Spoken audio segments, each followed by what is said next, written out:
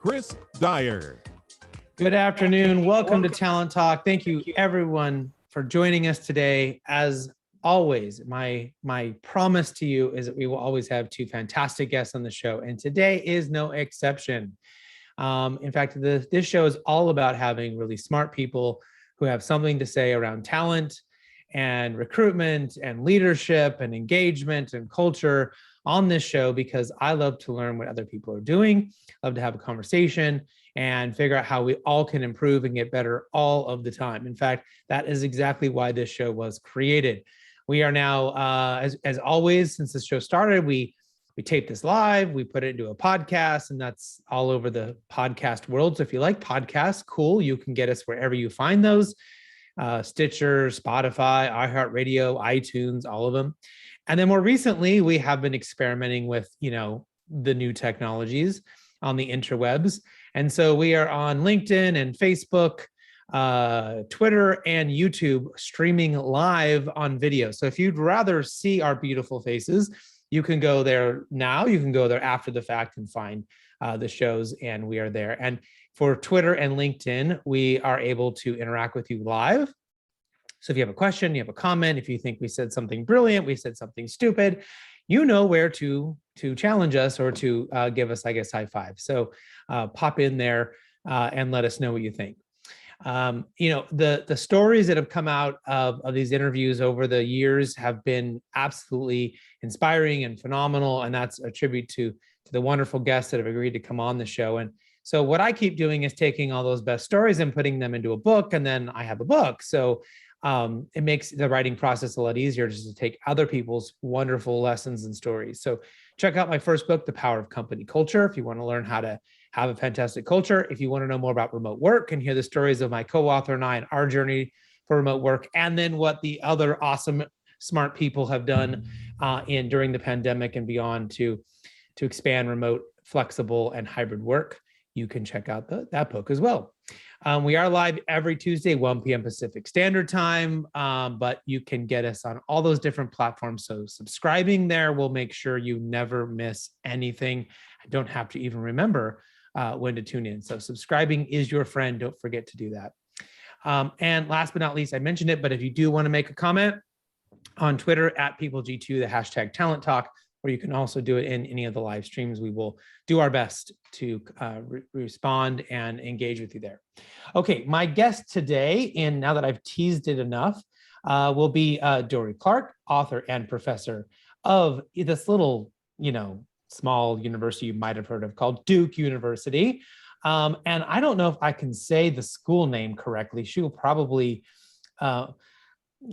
I know what I want to say, but I feel like I'm going to say something inappropriate. Maybe Fakua, maybe it's Fakua. I don't know. So we'll find out of business. I'm clearly saying this wrong, and I should have read this in advance to know how to say it correctly. So shame on me. And then after we talk to her, we'll bring in Joel Schwartzberg. He's an author and leadership coach. But let's find out how poorly I have done this. But we'll talk to Dorie here. She's named one of the top 50 business thinkers in the world by Thinkers 50 by our friend Marshall Goldsmith. You all have had, he's been on the show. He did my the forward to our most recent book. So he's certainly someone whose name you should recognize.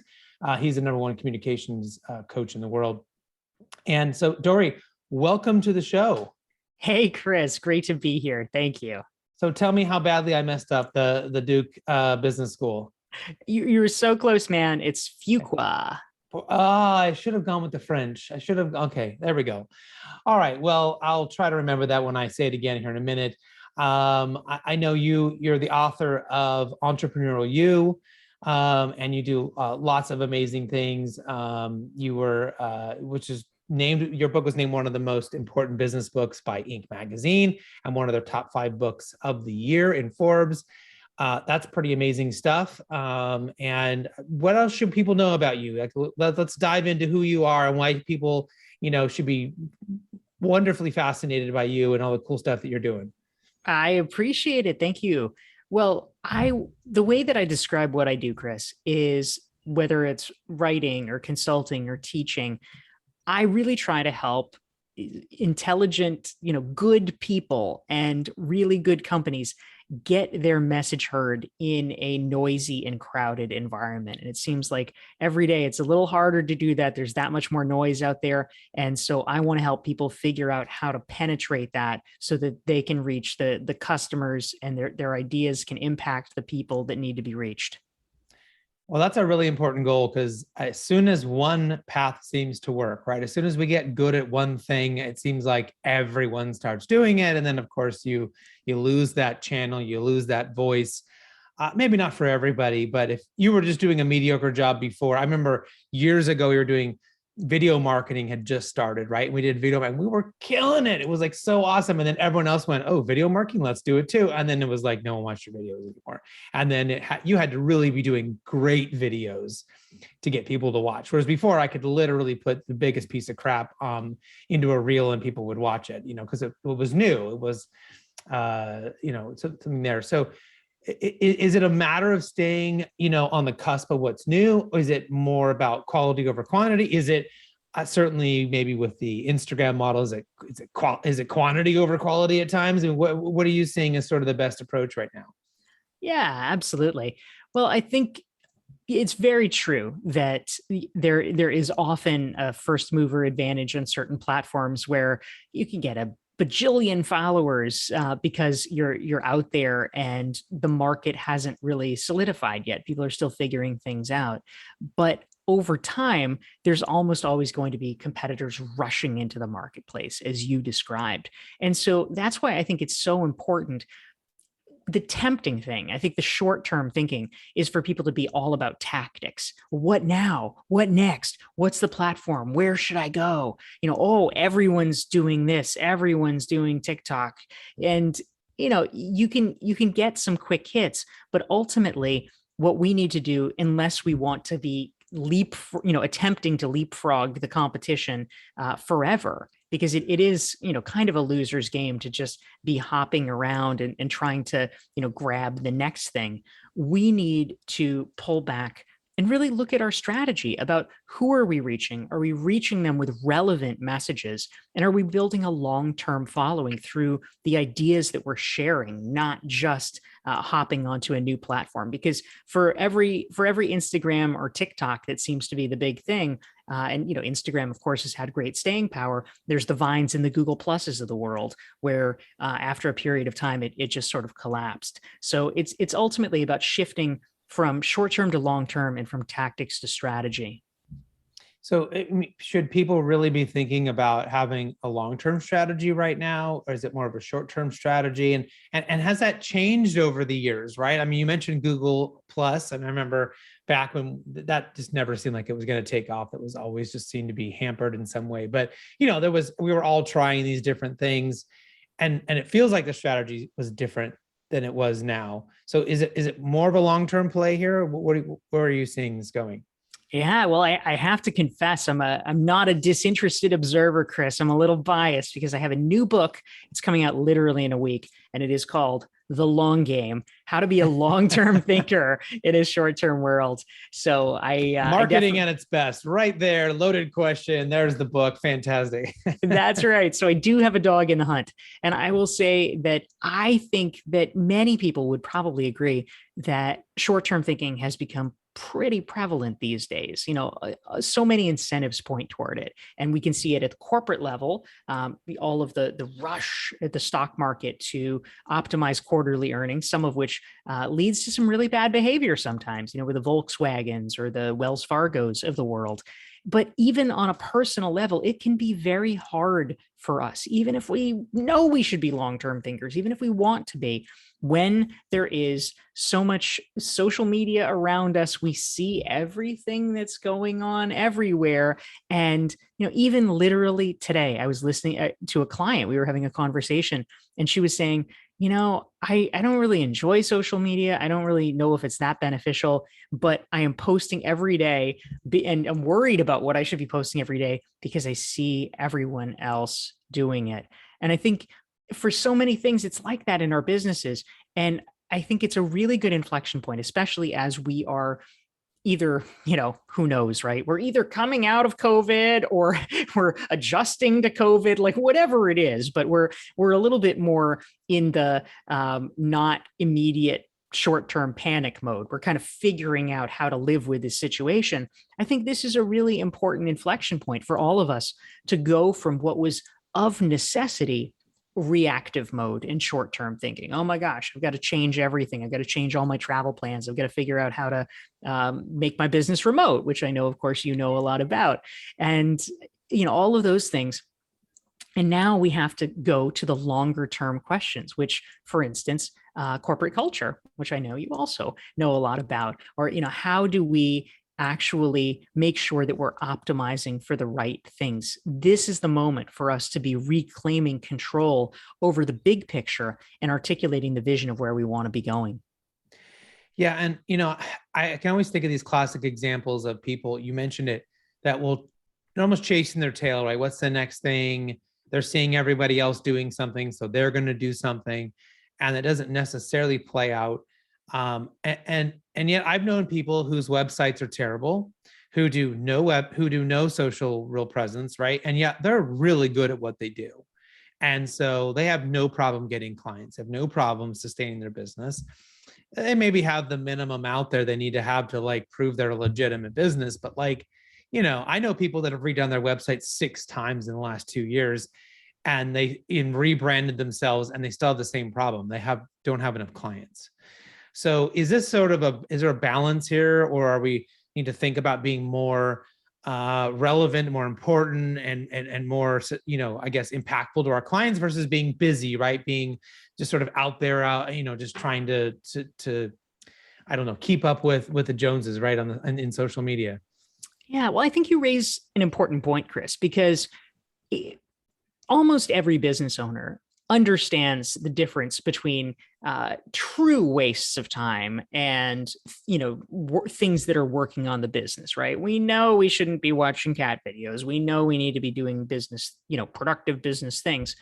But where I see a challenge is there is this gray category.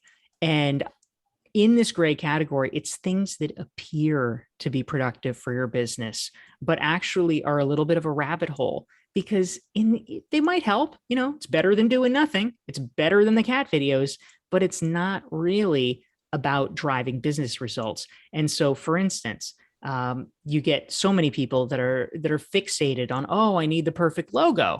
I need the perfect tagline. Oh, let me redo the website for the 5th time. Maybe that'll do it.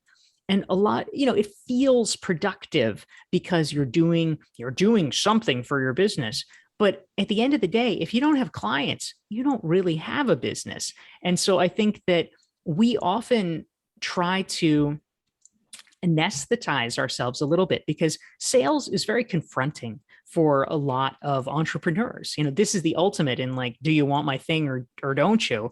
And because people are often very hesitant to face that head on and have those conversations, they prefer to kind of dither around the edges with marketing activities that, while you can make the case that they're important, they're not as important as actually getting a client. And so we really have to understand, wherever we are in the phase of our business, we need to know what is the most important thing we should be doing and spending time on. Sometimes think it's easier for people to worry about the color on their website, or to redo a logo, or even to post, a stupid video or something, or a quote on social media, than it is to do the harder work of picking up the phone and really try to talk to someone, right? Or send a very well-crafted email and then follow up another 15 times, or do the hard stuff, right? To get someone to actually buy from you. And so it's so much easier to be like, well, I'll just put a post on Facebook. Hey, everyone, do you know I sell this thing? And then, no one interacts with it. And then why isn't it working? As opposed to well, who's 10 people who could buy from me, and how do I figure out how to actually sell to them and really engage and really have a conversation?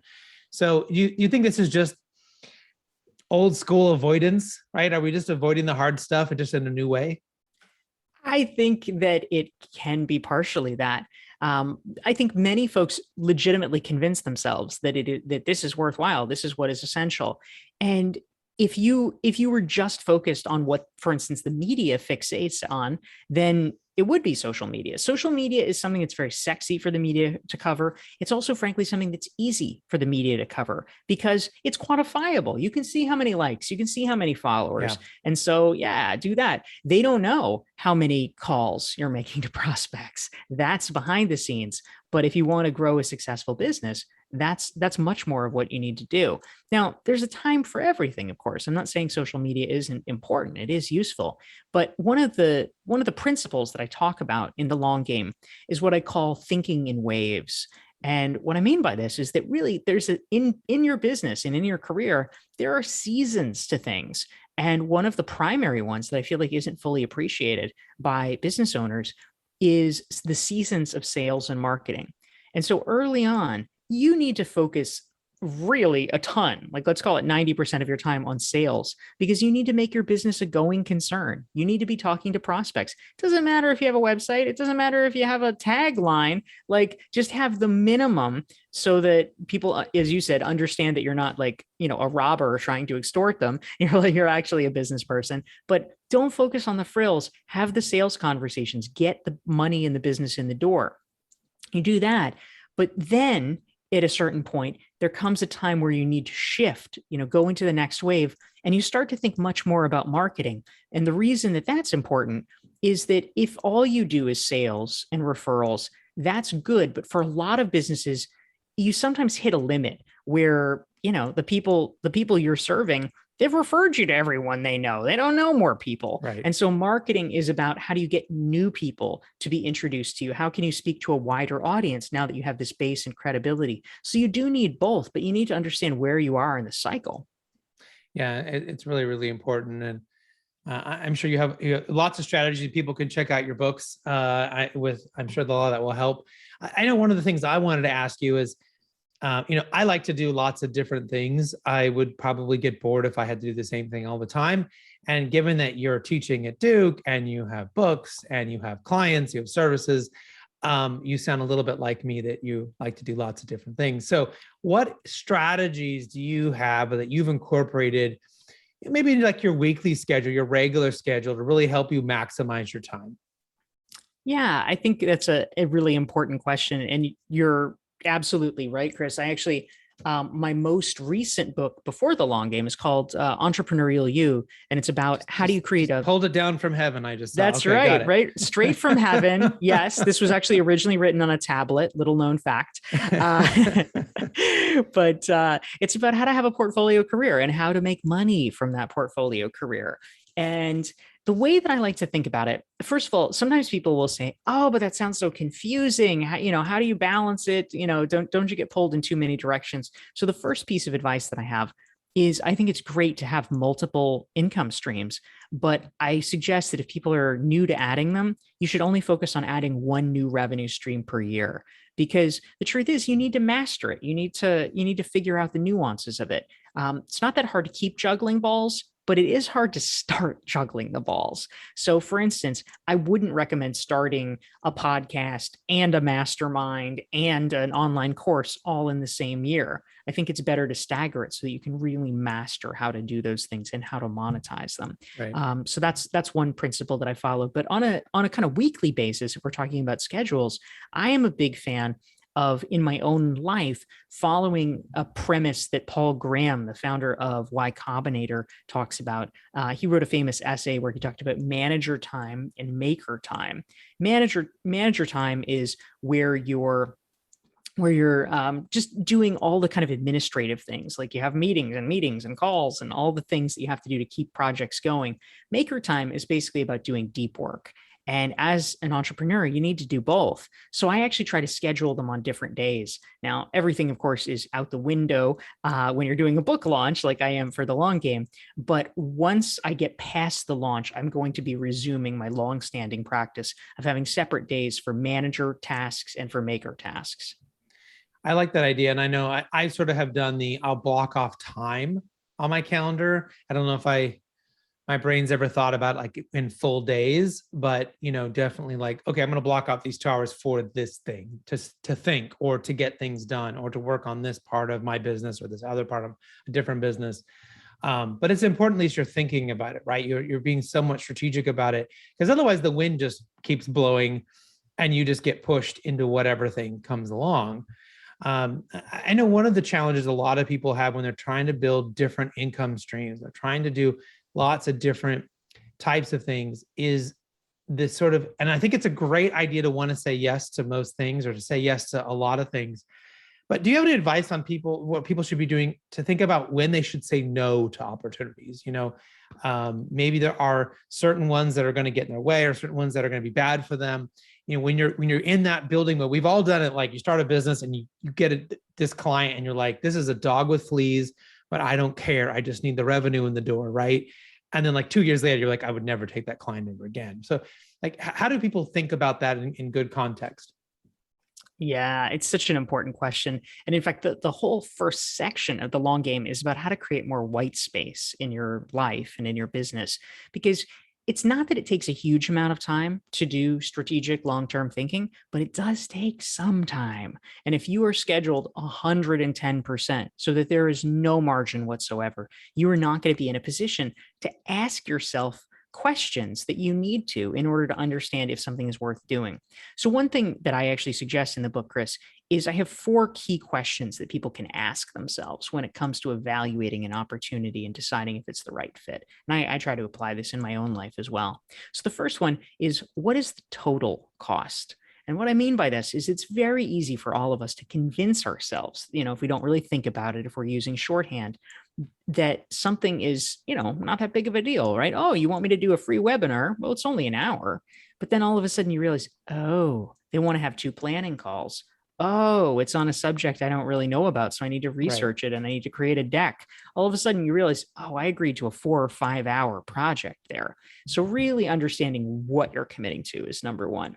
Number 2, what is the physical and emotional cost? Because sometimes, especially if it's a travel obligation or just something that's happening when you're in a state where you're really run down, or it's already a really busy time of year for you, might not be optimal, even if at another time it wouldn't be a problem. Next is, what is the opportunity cost? Because so often we feel like, oh, should I do this or should I not do this? That is the wrong question. The right question is, should I do this, or should I do literally anything else in the world that takes that amount of time? We need to open up our field of vision. And the last one is, would I feel bad in a year if I didn't do this? If you would, then maybe you should do it. If you're going to forget about it in a week anyway, it doesn't really matter. Yeah. And I think the other area that saying no that maybe you didn't cover that's so important is it often can give you a little bit of a glimpse into where you are in your career, in your trajectory. Because I have said no to people that were offering very little, or I knew it was going to be very difficult. And magically, when I said no, their budget got bigger. Magically, they were willing to do these things they weren't willing to do when I said, I just don't want to do this.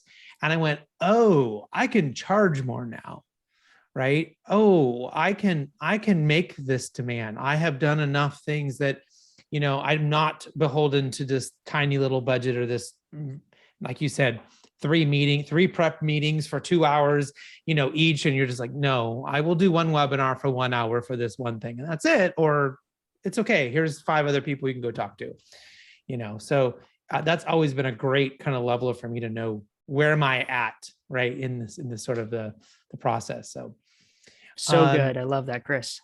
So I want to make sure we ask you our most important question before we wrap up here, and that is, how can people get a hold of you? Where can they find your books? What's the best way for them to engage and know everything about you?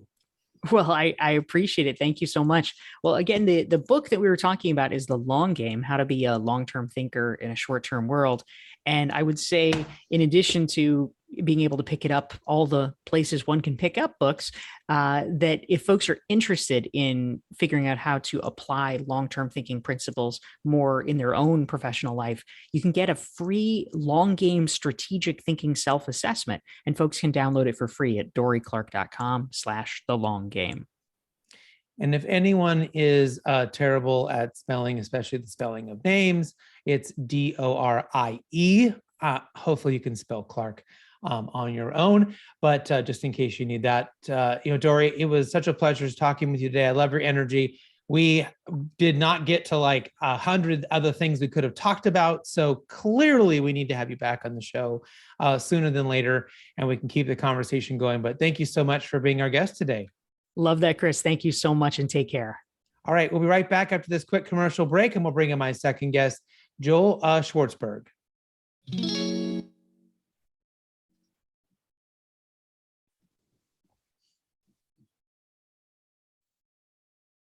Imagine buying a newspaper and discovering that the news you're reading is 6 months old. There isn't much that stays the same for 6 months. And the same thing goes for background checks.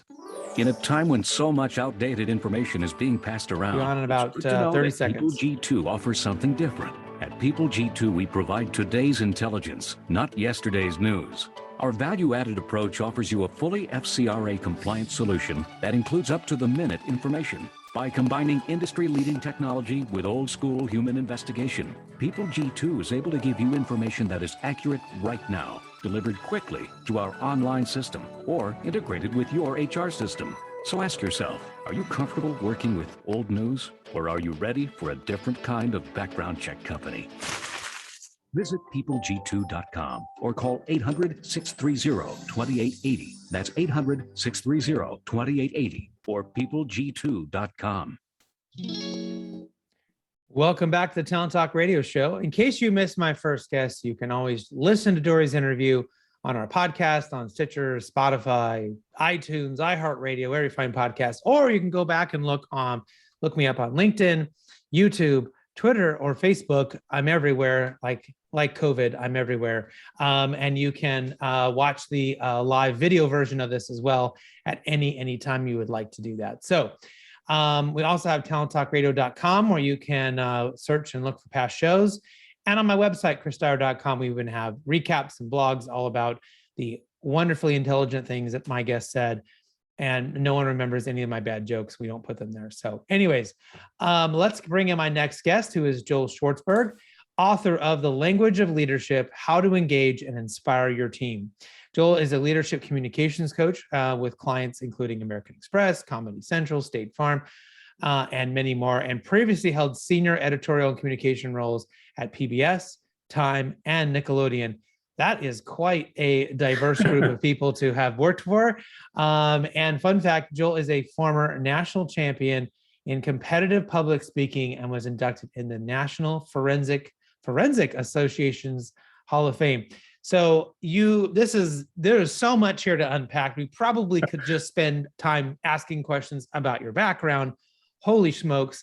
But Joel, welcome to the show today. So glad to have you here. Thank you, Chris. It's my pleasure.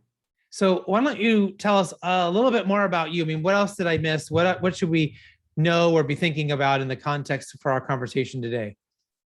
Well, fortunately, in my youth, I had no athletic prowess whatsoever, and I never picked up golf. So between those two things, I had a limited sphere of activities to be involved in. But you're right. I got involved in competitive public speaking, what they call forensics, on the middle school, high school, and college circuit in sixth grade. And in many ways, I never stopped. As I learned, I developed my skills. I did better professionally and competitively. And as I learned more about communication, I actually focused my training on these ideas of how to make clear points, how to understand what a point is. And I began my practice of helping groups and individuals about 15 years ago. And today I work for a nonprofit where I actually oversee executive communications. So the beauty of that is I get to see the work in process as I learn about it, improve upon it, and learn how to work with a wide range of people to help them champion their points. So how do we identify and make a clear point? I think in this day and age, we were just talking with Dorie about the level of noise and how it's difficult to maybe be seen from a marketing and a messaging standpoint. Certainly politically, it feels like it's been more difficult than ever. So what are some of your suggestions on helping people figure that part out? The first step is recognizing what a point is not, because that's what a lot of people are doing, Chris, not making points, but thinking they are. So here are some things that are not points: topics, themes, categories, notions. Sometimes ideas are not points. A point is a proposition that you're putting your reputation and your knowledge against to suggest to someone. So for example, and this really comes out in examples and exercises, let's take podcasting, for example. If you asked me for my point and I said I was going to talk to you today about podcasting, what have I told you? Nothing really. How do I feel about podcasting? What is podcasting used for? What's the future of podcasting? What's the benefit or relevance of podcasting? Nothing. I just threw out this theme, podcasting. It's not until I say something like, podcasting is the best way to reach out to our millennial audience. Now that's a point because I can prove that with data, with evidence, with storytelling, with reasonability, with everything Aristotle taught us about persuasion. And on top of that, I have a very simple test that I use called the I believe that test that helps people really understand if what they have is truly a point or not. Well, and that's so important because, and I think this gets back to even like the frustrations that people have in watching somebody at a conference. Many years ago, when I started being asked to come and speak, I do as much as I can to give people direct and specific advice and practical things they can use, right? Because I feel like that's more important. I'll go listen to these other speakers and they're just giving you ideas and talking about this peripheral things and using a lot of business language, and you walk out of there going, and they might have been very inspirational. They may have even, really riled you up to be positive about, like you said, about podcasting. But then you walk out the door going, but how do I do it? Right? What am I supposed to do now? Other than, hire them to be a consultant. So, I think it's super important for people to figure that out. I guess in a leadership role, can you maybe give some suggestions on how you would expect people to make better points, to present more effectively, especially in this more world of virtual meetings and remote work that we've really kind of dived into in the last year? Right. Let's. I'm going to share that exercise with you if you don't mind. It comes from my book, Get to the Point. So simple, even the child can use it. You take what you think is your point, usually a sentence, or it should be a sentence, and you simply put the words "I believe that" in front of it.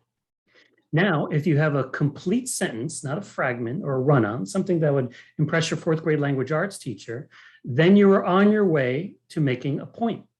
But if it is not a complete sentence, then you need to reimagine it so that it does.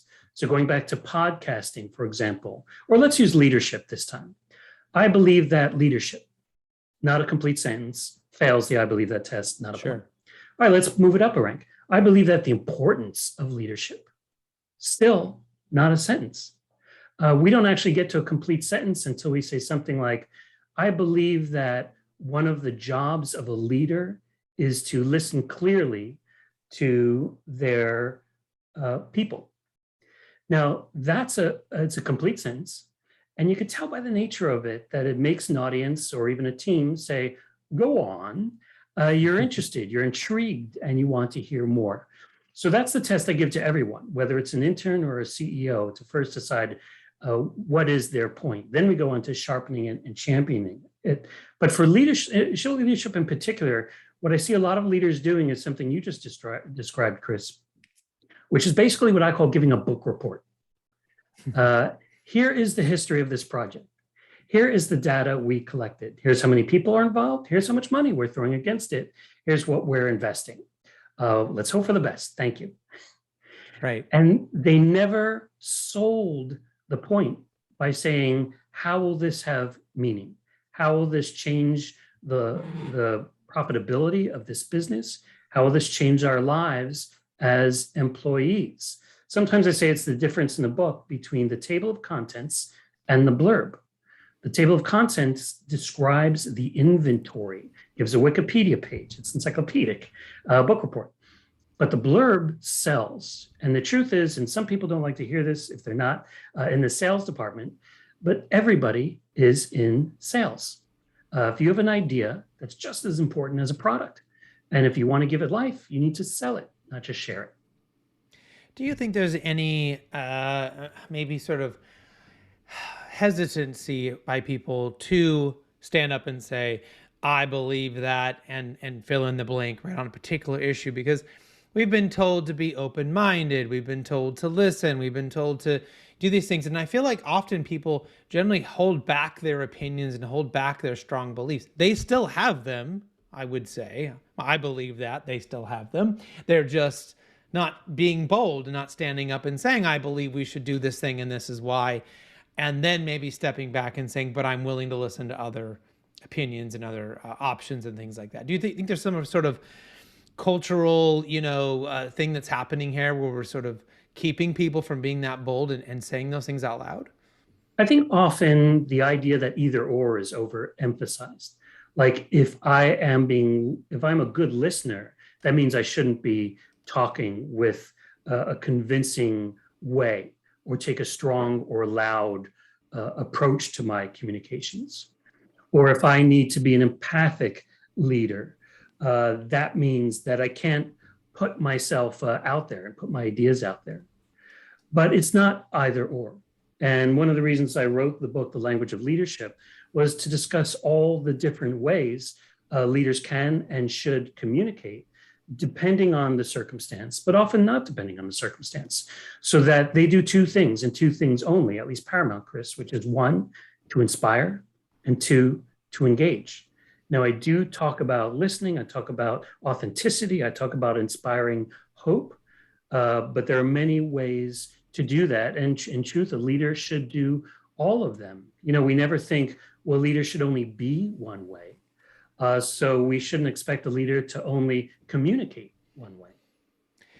I sort of learned this lesson the hard way back in 2009 that I needed to spend my time trying to help my people, trying to help them be more effective, try to help them, clear obstacles and find ways to, help them get to where they wanted to go, as opposed to focusing on, what my specific P&L was, what I was doing, it was sort of this things that I could control, as opposed to helping them be better at the things that they can control. So is that part of the mastery here? Do we want to focus more on the team? Do we want to focus more on our audience, focus more on the communication that's happening, right? And less on that specific me, the specific thing that I'm trying to do in order to ultimately reach your goals? Right. I mean, we're talking about a Simon Sinekian kind of a approach, which is my job is really to support everyone around me. And there's a lot written about how leaders should position themselves to support their teams, the upside down triangle, I succeed when my team succeeds. But I want to focus specifically on communication. How does this work out in the world of communicating? And here's where I see it, Chris. I see what you're talking about when leaders come to a communication opportunity by saying or asking themselves, what do I want to say? What's important to me? What do I want to get across? These are the wrong questions because you could communicate those to a brick wall. You could communicate that to your pets. It's not taking into account your audience, your team, your employees, and what they receive is the ballgame. At the end of the day, if what you're saying is not received and acted on, if it's not inspiring people, then there's no point in saying it. Your words are worthless no matter what they are. So the right question is, what does my audience, my employees, my teams, what do they want and need to know? And start there. Then you work backwards. How do I use my experience, my knowledge, my know-how, my expertise to match my communication to what that particular audience wants and needs to know? And only when you match that can you even come close to inspiring them.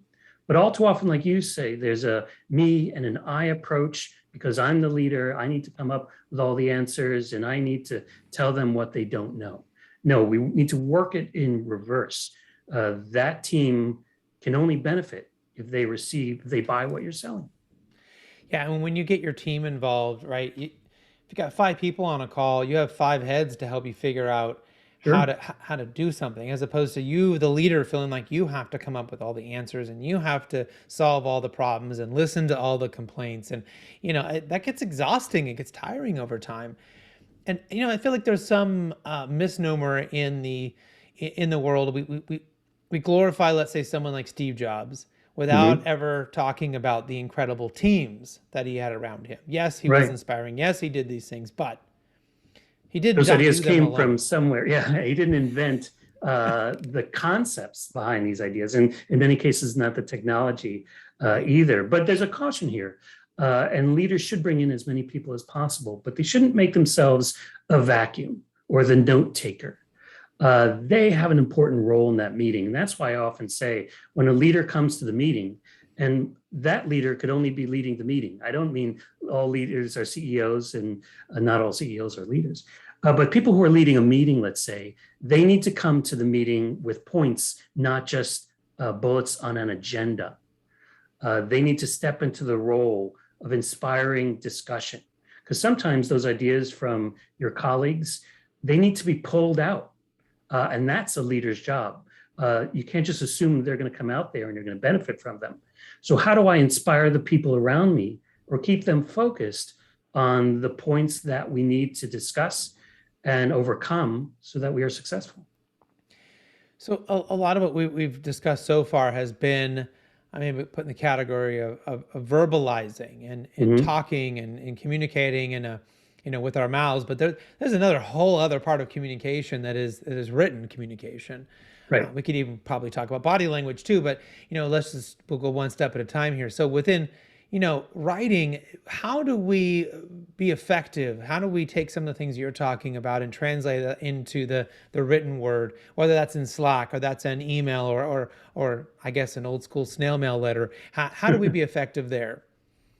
I'm going to focus on the one platform of communication that is used more often than any other, at least in the workplace, and that is email. It's not true with my kids. They actually text more than they email. But I think in the workplace, we're using email way more than we're having Zoom meetings, even though we have more Zoom meetings than actual meetings. We use email more often than we chat or post or anything like that. And what's interesting is I can train a leader to engage and inspire through their communication. But then when they send me an email, it all goes out the window. It starts at the subject line. The subject line is your one place to say, will this email be relevant or not? Yet often the biggest ideas you have, the most transformational concepts you woke up with this morning, go under a subject line that says, Wednesday. So it's important to realize from top to bottom, from that subject line to the goodbye and action steps, that the communication needs to be concise, needs to be clear. I recommend bullets. I recommend breaking up paragraphs. And not only that, Chris, I recommend a very specific, I give very specific advice on this one, and that is this: no paragraph more than 3 sentences. No paragraph more than 3 sentences. And I write a lot of paragraphs that are 1 sentence long. And this may seem uncomfortable at first, but what it does is it enables you to realize your own points. This, then this, then this. But even more importantly, we talked about it's not about you, it's about your audience. So they can process each of your ideas, each of your points almost independently and make sense of it, find the relevance of it so it can have impact on them. Yeah, and it's hugely effective. And how do you help the other person understand? How do you help them be effective in their response? I mean, I've done, hey, need to connect with you on, and then like give them a bullet point, like 9 bullet points or 3 bullet points. Let me know what you think. Yeah, and bullets, and let me know what you think is key. That's called the action step. How do we keep this email conversation from dying on the vine? Let's decide on our next meeting. Let's have Marcia crunch that data so we have it for the next presentation. There are a lot of ways to use that tool and use particular tips for that tool of email to make sure not that you're sending a good email, but that your email is effectively received. Yeah, and I'm not sure people think about that as much as they should. I know my sales team does. They think about how to get emails moving. They think about how to get them responded to, because that's a vital part of their business. Sure. But other people in the organization may not be thinking about that as much, right? They send the email and they go, well, I guess if the client didn't get back to me, then maybe they don't care about this thing, or they don't want us to work on this thing. Right. In many ways, they're transferring. Yeah, and they're transferring the burden of what to do next to the recipient or to someone else. All right, I put something in an email. Now you need to make sense of it. You need to pull out the to-dos and the charges that you need to take up next. And you need to get back to me. Otherwise, I don't have a responsibility. You know, it's a leader's responsibility not just to send the email and check the box. Is to, in fact, make sure the email is received and the job is done. That's what it means to own a project and not just to see it as a series of tasks. I know sometimes people have struggled in their communication styles because, you know, maybe they're taking on someone else's style. Maybe they're thinking about, you know, geez, my manager did a good job of it, but the way my manager does is not really the way I want to do it. And so sometimes, you know, having to go into someone else's closet and put on their clothes feels very uncomfortable. So how can we take communication and authenticity and put them together, right? So that somebody can go out there and be effective in their communication. There are two levels to this. One is the clients who come to me and I say, what is your goal? They say, well, I have two goals really. The first is not to screw up. And the second is to sound like Steve Jobs or Michelle Obama. And Michelle Obama is my favorite public speaker, to be honest with you, just the way she delivers. But I would never tell someone to watch a bunch of videos of Michelle Obama and then mimic what she does. Because you know what? You know 100 things she doesn't.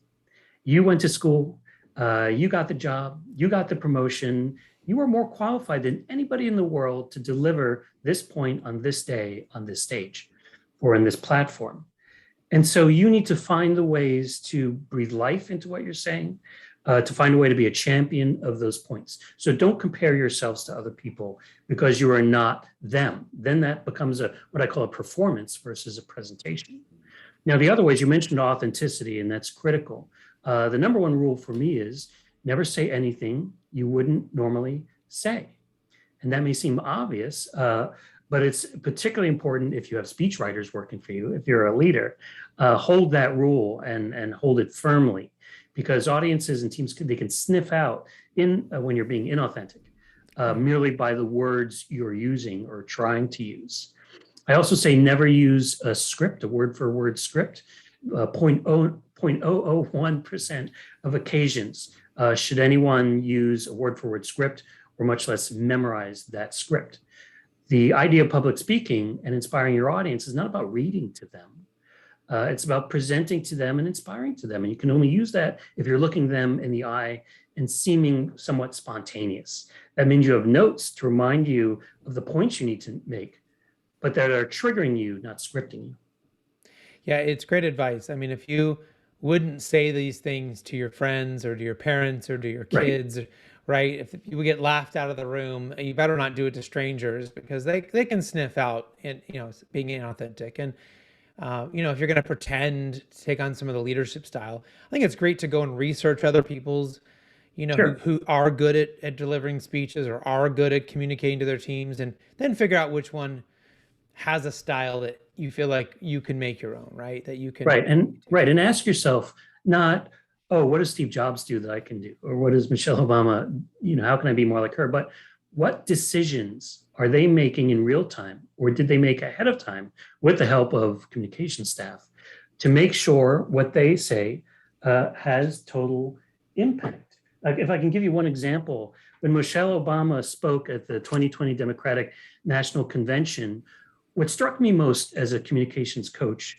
was not so much her content, not even her organization, not even her stories or introduction. All that was great. But it's these things that she did that I call attention magnets. And here are 3 lines she used. One, she said, and let me once again tell you this. Later, she said, let me be as honest and clear as I possibly can. And then in that same speech, later she said, if you take one thing from my words tonight, it is this. And it is using a technique that basically draws everyone's attention. I mean, you will step up and pay attention if someone says to you, if you take one thing from my words, it is this. These are magnets, and she used them deliberately. So when people do that kind of research, whether it's people in the past or people in the present, ask yourself, what decisions are they making? What techniques are they using to get my attention and hold my attention?